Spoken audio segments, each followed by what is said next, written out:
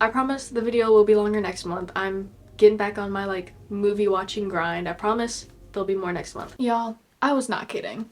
I watched so many movies this month, it's probably a little unhealthy. Also, I just filmed this entire video and was filming for 40 minutes, and I uploaded the footage to my computer and it like corrupted and crashed and burned. So I'm refilming this. I'm gonna try to not let that like take away from my feelings towards these movies though. The first movie I watched was All of Us Strangers, and oh my gosh, life-changing. This movie immediately went into my like Letterboxd top 4. It's been over a month since I watched it and I still think about it every single day. I cannot stop thinking about this movie. Not only does it have like my favorite cast ever, it's such a small cast, but like love them. But it was just so powerful, you know? And I feel like a lot of movies try to tackle the subject of grief, and like sometimes they'll like seem deep or whatever, but they're really only like scratching the surface of what grief can be. And I get it looks different for everyone, but this movie was deep. You know, it felt a lot deeper than a lot of movies centered around grief feel. And it was so raw and it was so real and it was so good. And like the lighting and the coloring in it was just so,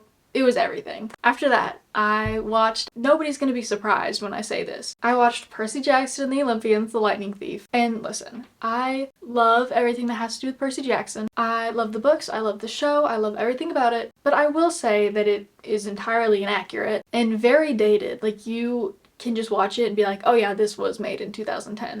And the chemistry between the characters is really off, and the script is ridiculously awful. But I'm not about to openly hate on it. That's what I would say if I hated it. So I'm not gonna say all that, even though it might be true. I watched Poor Things, and it wasn't my thing. I understand why people are like falling in love with it. I love the director. I can't think of his name. I know it is really funky and hard to say. I think his last name is like Lanthimos or something. This guy. He's incredible. He's amazing. And I do love a lot of things that he makes. I understand the message of the movie. I love Emma Stone. I love the whole cast, honestly. The characters were really great. But I just, and I didn't like it because it was like bad or anything. I definitely don't think it's bad. I think it's really good, but it's just not my jam, you know? I finally watched Joker. Like I've seen clips and scenes of it, but I don't think I've ever like sat down and purposefully watched the entire thing, so I finally did. And it was really good. I liked it. I think visually it was really stunning. And one thing I really focus on that like kind of makes or breaks movies for me is the acting in it and the acting performances, which makes sense, you know. But like this was so good. I watched The Florida Project, and first thing, I would die for Mooney. She is precious and she deserves everything in the world. I also think Willem Dafoe played like such a great character. Like he's such a father figure in this, you know, and he's very trustworthy and very amazing. And I'm like, why doesn't he play roles like this more often? Like it was very strange to see, but I mean I loved it so much. The ending was a little confusing for me, and I was looking at some reviews and articles about it afterwards, and that seems to be a very common thought people have. Like it wasn't bad, it was just very unorthodox, I guess. But I mean, like, what makes a normal movie ending? Like that's a whole other conversation. But this was very abnormal compared to the normal movie endings I've seen before, and that seems to be something that a lot of people didn't really like. Like they didn't understand the ending, so they didn't like it. I kind of loved it. It was very strange, and I don't fully understand it still, but I think it felt very nostalgic and it felt very childlike, so I was a fan of it. I watched Nimona, which was just so fun. The entire time I was like cringing at the things Nimona would say or the things she would do, but I realized the more I watched, the only reason I was like hating on it a little bit is because like she is just me in 8th grade. That's how I talked. That's how I acted. Like, identically. So I think I was thinking she was cringy because I saw myself as her. But I think it was really cute. I think it was really fun. It was a very silly movie. But I loved it. I really did. I think it was great. With the Percy Jackson show coming out and me like fully going back into my old obsession, I've been like branching back into other old middle school obsessions, so I watched all of the Hunger Games movies, which I've already seen a million times, but I watched them all again. They are incredible. I think, honestly, this and the other movie series I watched later this month, which I will get to, are like my favorite movie series of all time. So after I watched the 4 that had been out for years, I finally watched The Ballad of Songbirds and Snakes, and this was so good. I loved how it brought like a whole new storyline to it. It was so interesting to have just a whole new group of characters, whole new setting, just all that stuff. I thought it was so much fun. And I am slowly but surely, actually no, I'm quickly and surely becoming a huge fan of Rachel Zegler. She's so talented and she's so funny. I love her and I loved her in this movie. And of course I made a little ranking, so let me scoot over here. First of all, always is the original movie, The Hunger Games. It's incredible. And then for second place, it kind of tied for me. It's very hard for me to make like tier lists without tying some, but ultimately for number 2, I put The Ballad of Songbirds and Snakes, just because I think it was so interesting, like I said, that they brought a whole new group of characters in, whole new setting. Like, I think that was so interesting. The one I ended up putting third instead of second was Catching Fire. I think it's such a good movie. But again, I think the points I made about Songbirds and Snakes, and also just the excitement that comes with a new movie, kind of made it go second for me instead of third. And then fourth is Mockingjay Part 2, and then fifth is Mockingjay Part 1. I got to do the Strong Leads film seminar again. It was so good. I unfortunately missed the first meeting, but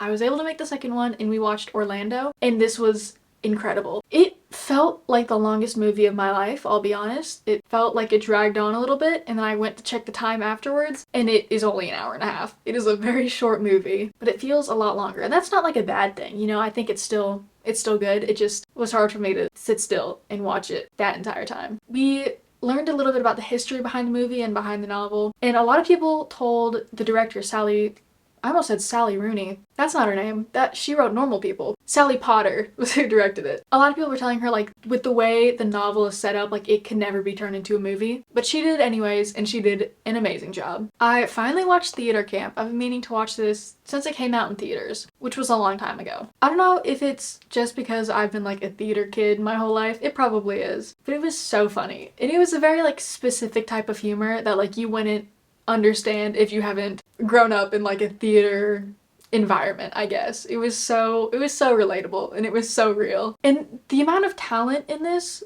like real talent, was shocking. Obviously I knew there was going to be a lot of talent involved, but like I was blown away. Like, these are kids in this movie, actual children, and they are just some of the most talented people I've ever seen on screen. I really hope that this like kickstarted some of their careers because they deserve it. It was amazing. After I watched the movie, I went to try to find like the short film pitch thing because I know it had been posted somewhere before. So I was like, oh, obviously it's gonna be easy to find if I just look it up. And I could not find it. I looked on YouTube, I looked on Reddit, I looked everywhere. And I eventually found a Reddit thread, or it was a reply to a Reddit thread from like last year that had a link to the Wayback Machine. So I had to go to the Wayback Machine to watch it, but it was worth it. It was a lot more unhinged than the actual movie was, and I think that made it so much fun. Excuse my tardiness and facial scruff. I've been on hiatus from season 3 Stranger Things. I'm Millie Bobby Brown stand-in.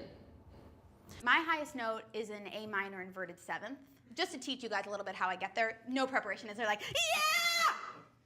That's okay. It's just see, the thing about a friendship bracelet is that a friendship bracelet is perishable in a fire. You know what's not perishable in a fire? Talent. Another Strong Leads film seminar movie we watched was Novitiate. There's a quote from it that I think it's like, what they don't understand was that beneath everything else, we were women in love. And that sentence alone, like, you just watched the movie. You're welcome. That was that was it. But like, that applies to so many just different aspects of the movie. It was so beautiful, and it was so, see, like, I can't even think the words. Please go watch this movie. Like, really, it was so good. I had a day this month where I was like deep cleaning my room, and whenever I do that, I turn on like documentaries or something just so I have background noise, but I don't really have to pay attention to it. So I turned on the new What Jennifer Did documentary, and I was like, I'm just gonna leave this on in the background, not pay attention. So I just turned it on and was immediately sucked in and sat there and watched the entire thing and did not clean. Overall, I think it was a really good documentary. I think the interviews that they had were really insightful and really important, but there were a couple things that were kind of like throwing me off, specifically pictures, and I was like, I feel like I've never seen these before, and considering how much I know about the case, I feel like I would have at least slightly recognized them, and there were just a couple things that seemed off. So I went and like researched after the movie and found out that there's a lot of controversy around this documentary because they used AI. Quick disclaimer, I'm not fully against AI. I don't think it's like a bad thing. I think it can turn into a bad thing very quickly. And it does make me a little nervous because, you know, I want to work in the film industry, and there's this huge thing, especially right now, with the idea of AI taking those jobs and it, you know, being a lot cheaper or whatever. So me and AI aren't really on the best terms, but I think overall it can be a good thing, but not in this scenario. Basically what the whole controversy is there's a part in the documentary where somebody was like, yeah, you know, Jennifer, she was a party animal, she was really happy, really bubbly, and then it shows these pictures, which I could probably show on screen to kind of like show you what I'm talking about. It's these pictures of her at like parties, but you don't even have to look that closely to see that her hand is warped in some of them, and the background doesn't really make sense, and her face, especially her smile, what I notice is it just looks off. And I found out that these images are completely AI generated. Like, they're not real at all. And I think when it comes to true crime, that's a really dangerous thing to do, because like you can use the fake evidence, which this isn't a case of faked evidence. I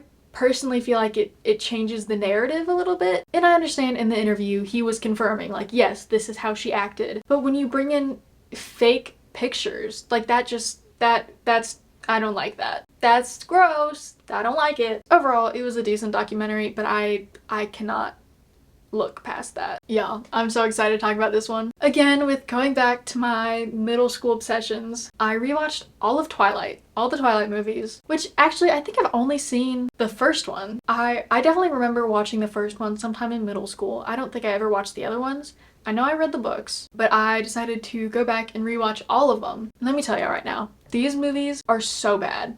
They're really, really bad, but they are some of my favorite. I mean, this is such an awful camera maneuver. I think you can see those, that big chunk of books. Those are my Twilight books. And actually, I bought this a couple days ago. It's the director's notebook, and I didn't even know that this was a thing. It has like the original character drawings and like the sets and stuff. I think it's so cool. Anyways, I watched all the Twilight movies and I am thoroughly obsessed all over again. I am obsessed with them. And of course, I have a ranking. Number one, like always, is the original Twilight. I mean, you can't beat it. It's so good. It's so bad, but it's so good. Number two, we have Eclipse. I think this one was really fun. I don't even think I have like a specific reason why. I just loved it. For the third one, I have, again, two tied movies. The one I officially put on my list as third, though, was Breaking Dawn Part 2. That's a very important distinction. If you have seen these movies, you know why. Part 2 of Breaking Dawn is my third favorite. And then I put New Moon as fourth.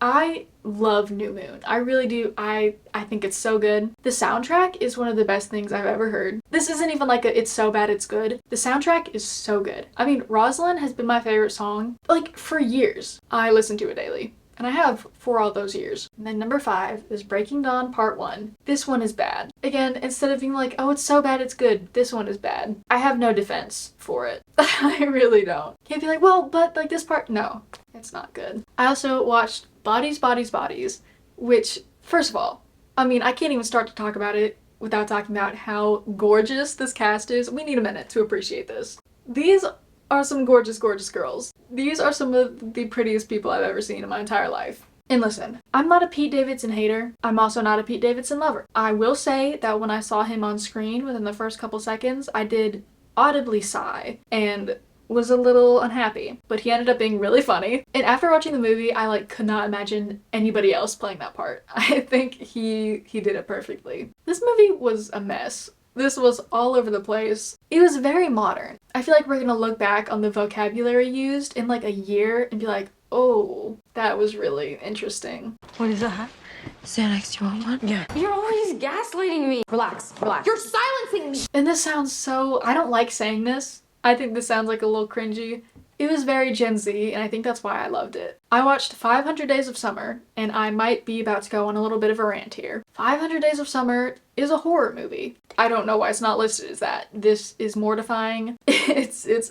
Oh. Tom is an incel, and Summer is evil. That's a word for word what I put in my review. This is a horror movie, Tom is an incel, Summer is evil. Because it's all true. I'm gonna start bashing on Summer first. Listen, if you wanna have a no strings attached thing with somebody, go for it. It's your life. I don't care. It's none of my business. But if you know this person you're in like a situationship with is like in love with you and Believe me, she knew. You do not keep going back and messing with them like that. That is so genuinely evil. That is evil behavior. That is not right. And then against Tom, listen, dude, I get you are in love with her. First of all, just because she's a girl who listens to the Smiths too, does not mean she's your soulmate. I listen to the Smiths. I can name you at least 10 girls I know right now who listen to the Smiths. There will be another one. And also, you know that she's playing you. She said from the start that she wasn't looking for anything. She didn't want a relationship. She didn't want to, like, you know, date to marry, whatever. And I get that you like her,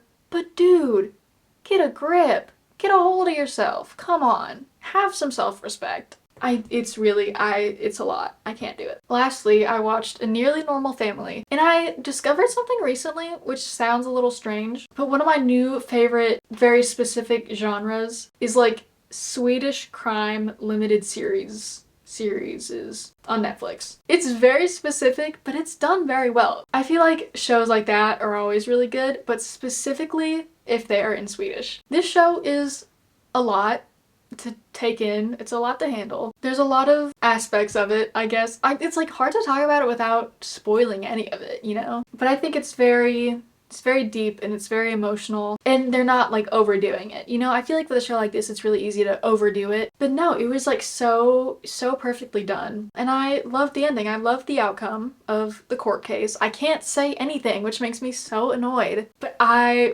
really did like this. I binged the entire thing in one night. It took me like 6 hours, but it was so good. Anyways, I watched a lot more movies than I actually talked about, so I'm gonna like kind of show them on screen while I talk and do my little outro. I don't think next month's video is gonna have this many entries because this was a lot and this was hard to do. Thank you guys so much for watching. I hope you guys liked the video.